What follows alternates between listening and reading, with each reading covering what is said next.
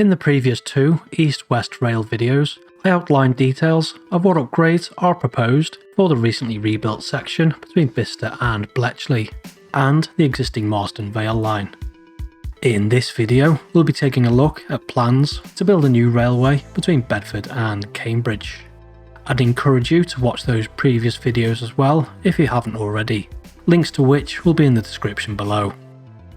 I appreciate the new route won't be popular with many, especially those living close to or on the proposed route, but this is the option EWR seems to be committed to.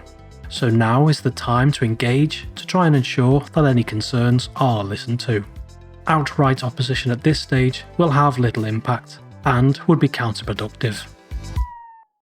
I make no judgments myself about the route, but I will do my best to outline some of the key details and refinements since the previous route update report.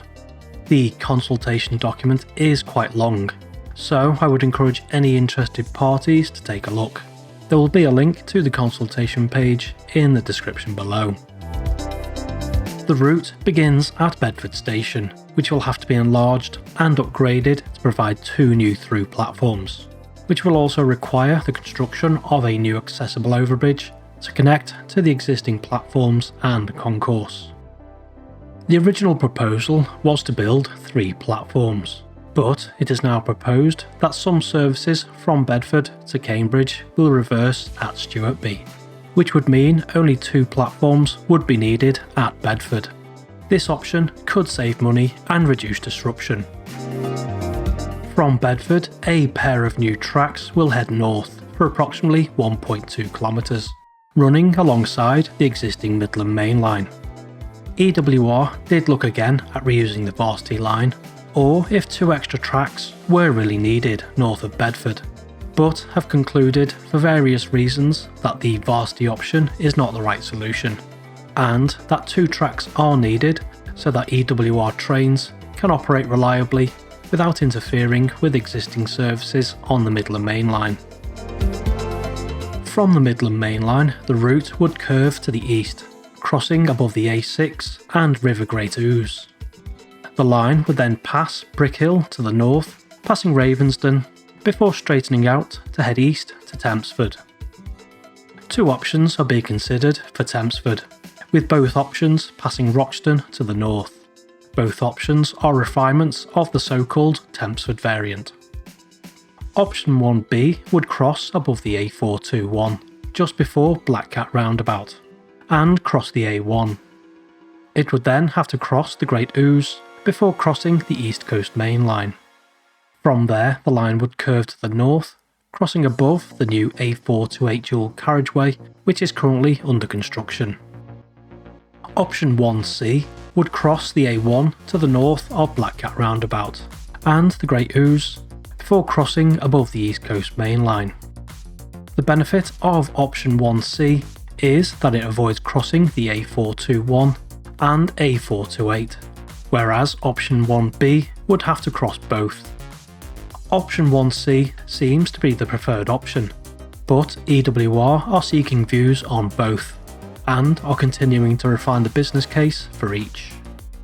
Both options would include the construction of new platforms on the East Coast Main Line, and a new EWR station above, which would be built on a viaduct crossing the main line. There have been suggestions that the chosen route is merely a vehicle so that more houses can be constructed in Tempsford, but I would make 2 points. First, whilst the Bedfordshire local plan for up to 7,000 homes does mention EWR, it is being developed independently. Secondly, I would also say, what is so wrong with building new houses which are built around public transport, rather than the countless remote new housing estates which are being constructed with little or no thought given to public transport provision. It should also be further noted that the plan stipulates road improvements as also being necessary, but the requirement to upgrade the A1 and A428 to allow for the development doesn't fit with what appears to be an anti-EWR narrative. The route from Tempsford would curve to the north from the East Coast Main Line, and then in a northeasterly direction following the new A428 alignment quite closely, which should mitigate the impact of the line. A second new station serving Cambourne would be built on the northern side of the A428, on St Neots Road.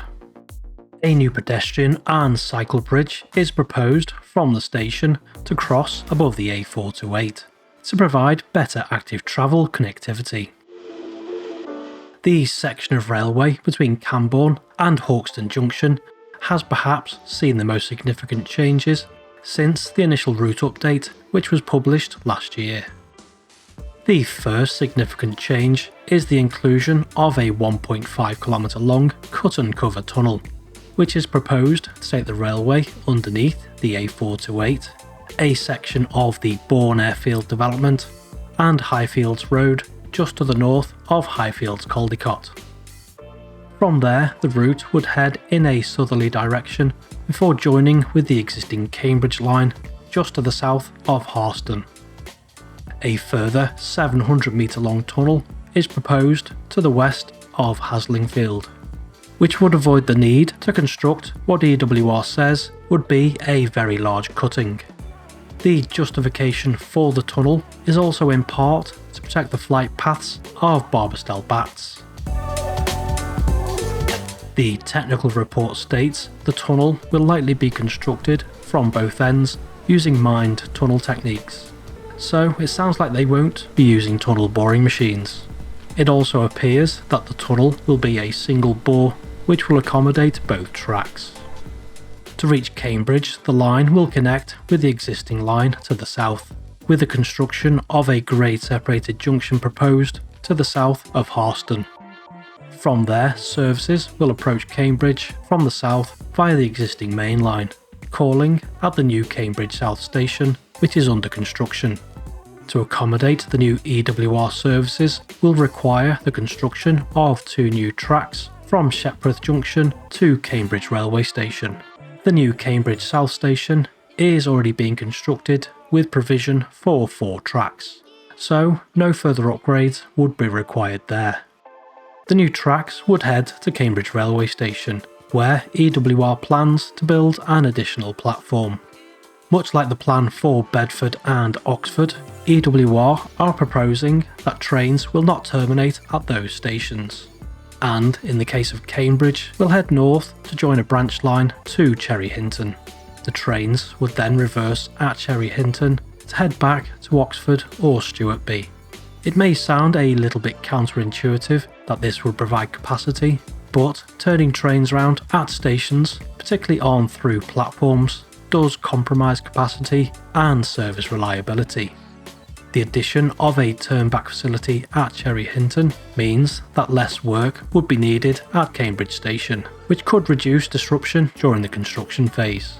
It will, however, mean that the branch line will have to be doubled from Coldham Junction to Cherry Hinton. There are many critics of the proposal to approach Cambridge from the south, but EWR makes the argument that there are 3 times as many jobs within walking distance of Cambridge South Station compared to Cambridge North Station. As mentioned in the previous videos, EWR are looking at how the route can be electrified, which means overhead line equipment would also be fitted to the new line to power electric trains. This is obviously more straightforward for a new section of railway, but EWR is looking to electrify the whole route from Oxford to Cambridge, which may require the use of discontinuous electrification on existing sections of railway. So there we have it, 3 videos covering as much of the 2024 consultation as I could practically fit in.